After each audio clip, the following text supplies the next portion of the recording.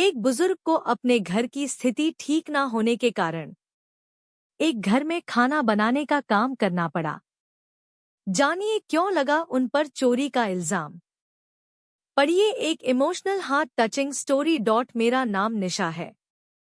मेरी शादी रवि से 1 साल पहले हुई थी। रवि एक बड़े शहर में अच्छी नौकरी करते हैं। ऑफिस की तरफ से ही हमें एक अच्छा फ्लैट मिला है। मेरे पति ऐसे बहुत अच्छे हैं। लेकिन अगर मुझसे कोई पूछे तो मैं अपने पति की एक आदत को बदलना चाहूंगी। उनमें थोड़ा ज्यादा ईगो आ गया है। अपने से छोटे से कभी कभी वो अच्छे से बात नहीं करते। मुझे यह बात अच्छी नहीं लगती थी, लेकिन मैंने उन्हें कभी इस बारे में टोका नहीं।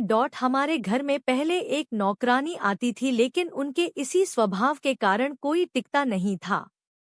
उनका कहना था कि अगर ऐसे नहीं कहेंगे तो आजकल कोई काम नहीं करता। शायद उनका यह स्वभाव उनके ऑफिस के अनुभव से आया होगा, क्योंकि उन्हें काम पूरा करवाने बहुत प्रेशर रहता है। इस कारण उनके स्वभाव में यह कठोरपन आ गया है। अब फिर मैंने नए काम करने वाले की तलाश शुरू की।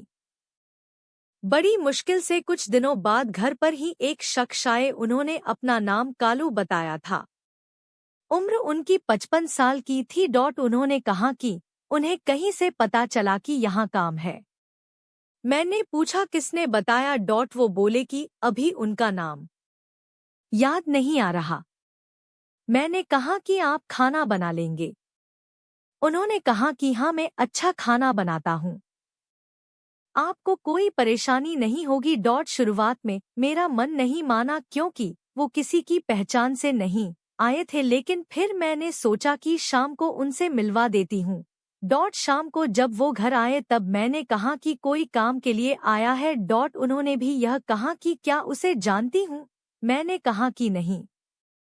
वो कालू से मिले, पूछा कि पहले भी काम किया है। वो बोले हाँ साहब। उनकी उम्र के चलते उन्होंने भी यही सवाल पूछा कि तुम खाना वाना लेते हो। वो पहले ही थोड़ा घबराए हुए थे। कहा कि साहब बना लूंगा।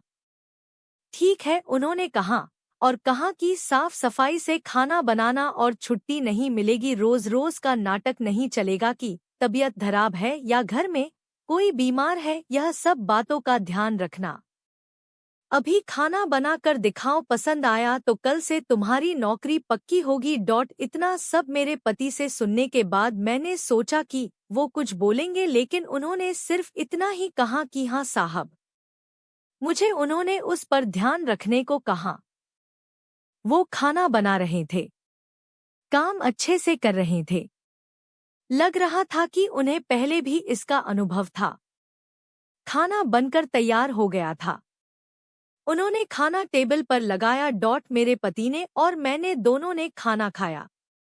मुझे खाना अच्छा लगा और मेरे पति के चेहरे से भी मुझे लग रहा था कि उन्हें भी खाना बहुत पसंद है, लेकिन उनकी आदत के अनुसार उन्होंने कुछ कहा नहीं। उन्होंने कहा कि खाना ठीक है, कल से आना, लेकिन ध्यान रहे कि खाना इससे खराब ना बने। इससे अच्छा बना सको तो अच्छा। इतना सुनकर उनके चेहरे पर एक खुशी दिखाई दी। अगली सुबह से वो घर आने लगे। ज्यादा बातें वो करते नहीं थे, कम बोलते थे। सिर्फ अपना काम करते थे। मेरे पति ने मुझे समझाया था कि नजर रखना और अपना ध्यान रखना। उन्हें देखने से तो ऐसा नहीं लग रहा था, लेकिन उन्होंने कहा कि देखने से पता नहीं चलता। तुम कुछ दिन तक इसकी जानकारी भी निकलवा लेना। कहाँ है। मुझे भी उनकी बात सही लगी, क्योंकि वो ऐसे ही अचानक मेरे घर पर आए गए थे और कहा था कि किसी से पता चला है।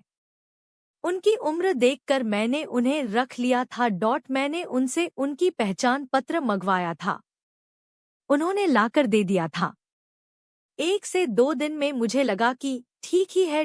करीब 5 दिन काम करने के बाद उन्होंने मुझसे एक दिन कहा कि मैडम, थोड़े पैसे एडवांस मिल जाते तो अच्छा होता, मुझे जरूरत है।